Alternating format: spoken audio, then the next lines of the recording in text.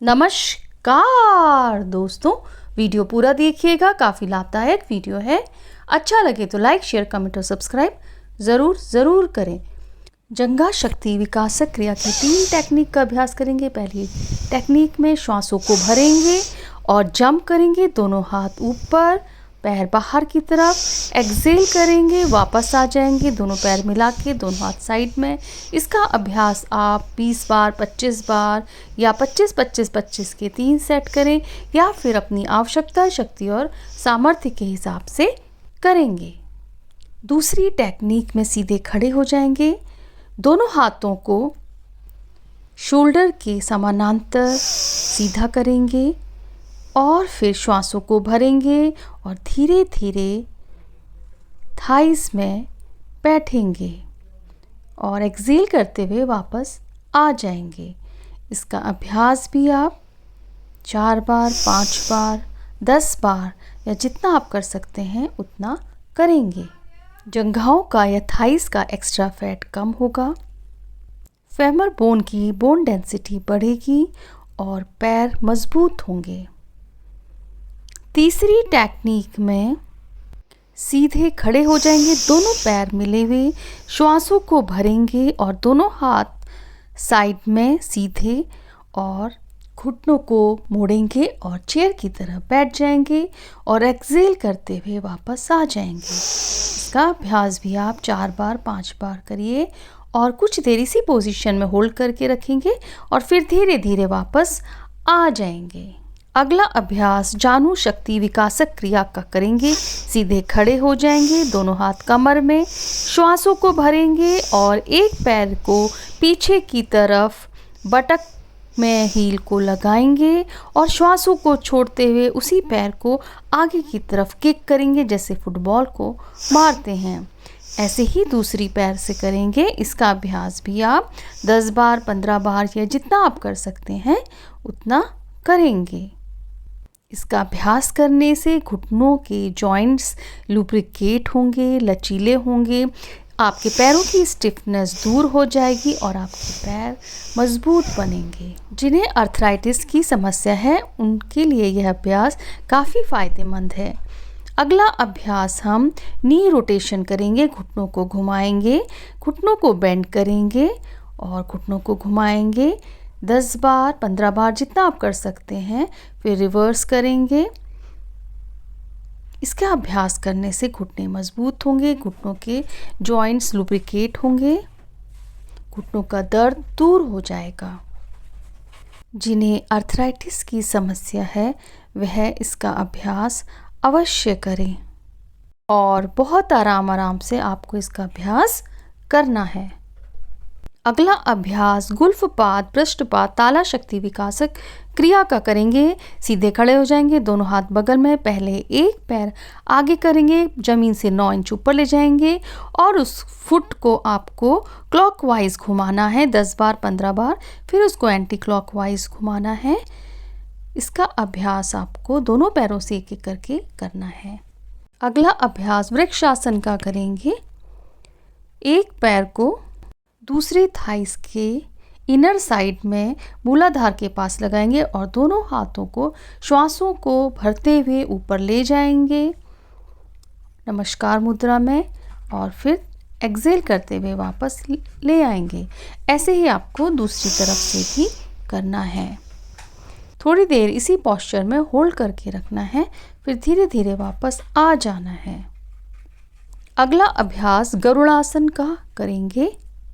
दोनों हाथ साइड में थोड़ा सा झुकेंगे और एक पैर को दूसरे थाइस के ऊपर से क्रॉस करते हुए ले जाएंगे और नीचे पैर से रैप कर लेंगे और फिर श्वासों को भरेंगे। दोनों हाथों को एक दूसरे से कोहनी से होते हुए क्रॉस करेंगे और दोनों हाथों को जोड़ लेंगे और एक्सेल करेंगे।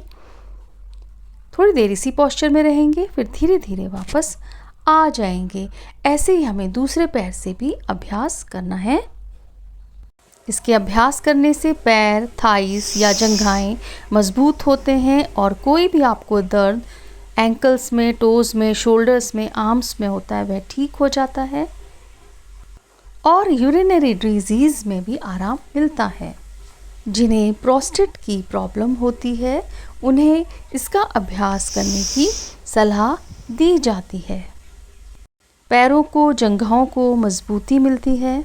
दोस्तों, इन सब योगासनों का अभ्यास करने से पैर, घुटने, टखने, एड़ी, जंघा मजबूत होते हैं। जंघाओं की एक्स्ट्रा चर्बी कम होती है और पूरे शरीर की एक्स्ट्रा चर्बी भी कम होती हैं।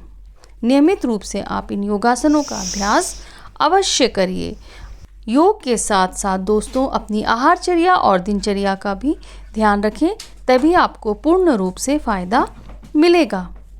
अगला अभ्यास सूर्य नमस्कार का करेंगे। सूर्य नमस्कार के 12 स्टेप होते हैं। पहला नमस्कार आसन, दूसरा हस्तोत्थानासन, तीसरा पाद हस्तासन,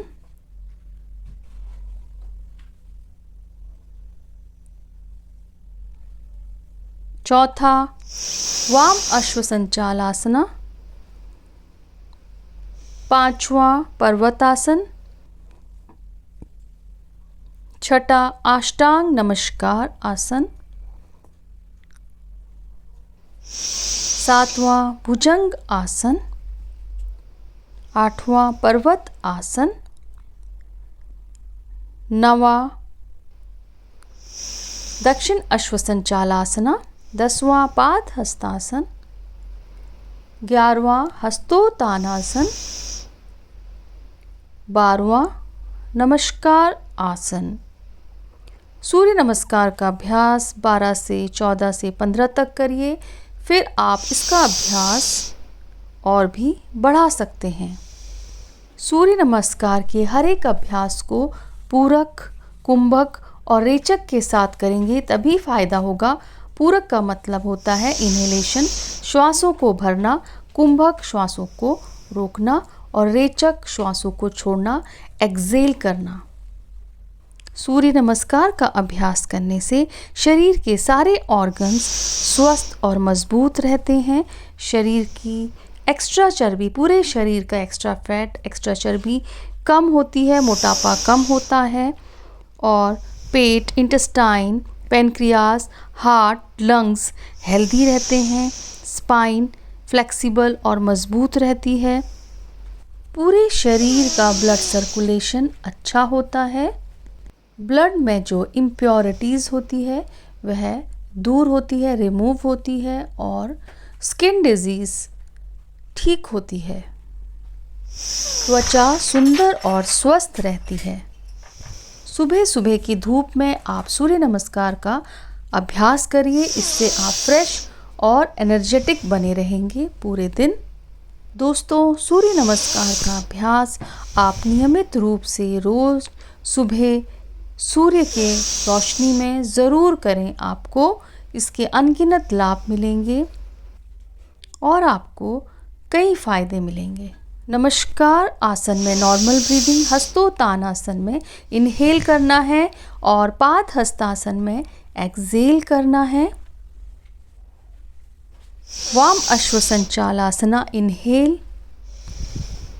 पर्वतासन एक्सेल, अष्टांग नमस्कार आसन नॉर्मल ब्रीदिंग, भुजंग आसन इनहेल, पर्वतासन एक्सेल, दक्षिण अश्वसंचालासना इनहेल, पाद हस्तासन एक्सेल, हस्तोत्थानासन इनहेल, नमस्कार आसन एक्सेल, नॉर्मल ब्रीदिंग। अगला अभ्यास हम वीरासन का करेंगे। वीरासना की पहली टेक्निक में एक पैर आपको बटक के नीचे रखना है फोल्ड करके, दूसरा आपको फोल्ड करके बटक के पास रखना है। दोनों हाथ आपके जंघाओं में रहेंगे और आपको सामने की तरफ देखना है और नॉर्मल ब्रीदिंग रहेगी। इसका अभ्यास आप 2 बार, 3 बार, 4 बार करें या अपनी आवश्यकता, शक्ति और सामर्थ्य के हिसाब से करेंगे। दूसरी टेक्निक में भी आपको वज्रासन में बैठना है। फिर दोनों पैरों को बटक्स के साइड से बाहर निकाल देना है। दोनों फुट बाहर की तरफ रहेंगे और श्वासों को भरना है, श्वासों को छोड़ना है। सीधे बैठेंगे, दोनों हाथ जंघाओं में रहेगा और आपको नॉर्मल ब्रीदिंग करनी है। थोड़ी देर इसी पोस्चर में रहना है और फिर धीरे धीरे वापस आ जाना है। इसका अभ्यास करने से जंघाओं का एक्स्ट्रा फैट दूर होता है, आलस की समस्या दूर होती है। अगला अभ्यास सुप्त वीरासना का करेंगे। सुप्त वीरासना के लिए आपको वीरासन की दूसरी टेक्निक में आप बैठेंगे। उसके बाद आपको श्वास भरना है और श्वास छोड़ते हुए धीरे धीरे पीछे की तरफ बेंड हो जाना है और दोनों हाथ जंघाओं में थोड़ी देर इसी पोस्चर में रहना है और फिर धीरे धीरे वापस आ जाना है। अगला अभ्यास अर्ध हलासन का करेंगे। दोनों पैरों को श्वासों को भरेंगे, दोनों पैरों को ऊपर की तरफ ले जाएंगे, श्वासों को छोड़ेंगे, थोड़ी देर इसी पोस्चर में रहेंगे, फिर धीरे धीरे वापस आ जाएंगे। एक बार फिर से करेंगे। इसका अभ्यास आप 15 बार, 20 बार, 25 बार करें या अपनी आवश्यकता, शक्ति और सामर्थ्य के हिसाब से करेंगे। इसके अभ्यास करने से ब्लड सर्कुलेशन अच्छा होता है, पेट की चर्बी कम होती है, मोटापा दूर होता है और भी कई अनगिनत लाभ अर्ध हलासन के अभ्यास करने से मिलते हैं। अगला अभ्यास सर्वांगासन का करेंगे। दोनों हाथ हिप्स के नीचे रहेंगे और दोनों पैरों को श्वासों को भरेंगे, दोनों पैरों को धीरे धीरे ऊपर की तरफ ले जाएंगे। दोनों पैर ज़मीन के साथ ऊपर 90 डिग्री तक चले जाएंगे और दोनों हाथ कमर में रहेंगे, श्वासों को छोड़ देंगे, नॉर्मल ब्रीदिंग करेंगे।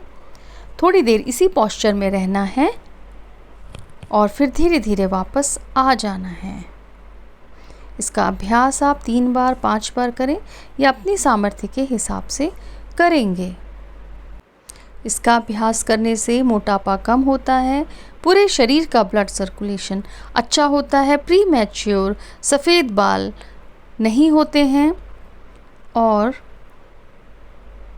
त्वचा सुंदर स्वस्थ बनी रहती है, नेचुरल ग्लो आता है।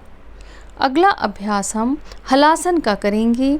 हलासन का अभ्यास करने के लिए पहले सर्वांगासन में जाएंगे, फिर ऐसे ही धीरे धीरे दोनों पैरों को पीछे की तरफ ले जाएंगे और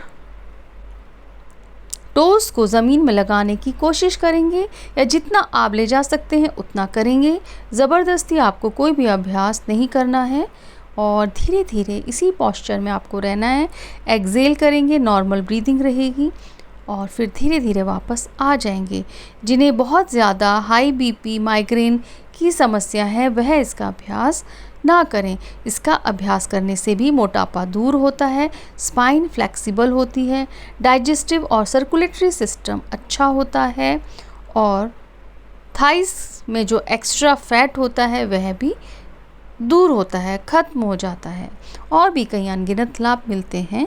अगला अभ्यास हम शवासन का करेंगे। दोनों पैर फैला लेंगे, टोस बाहर की तरफ, दोनों हाथ सीधे ऊपर आसमान, आंखें बंद, आंखें पलके कोमलता से बंद, दोनों हाथ ऊपर की तरफ। थोड़ी देर इसी पोस्चर में रहेंगे और अपनी आती और जाती हुई श्वासों पे ध्यान केंद्रित करेंगे और फिर धीरे धीरे बाएं हाथ का पिलो बनाएंगे, बाएं करवट लेंगे और धीरे धीरे उठ जाएंगे और आप किसी भी आसन में, सुखासन, सिद्धासन, पद्मासन, जिसमें आप बैठ सकते हैं उसमें बैठ जाएंगे। दोस्तों, आशा करती हूँ आपको मेरा यह वीडियो अच्छा लगा होगा। धन्यवाद।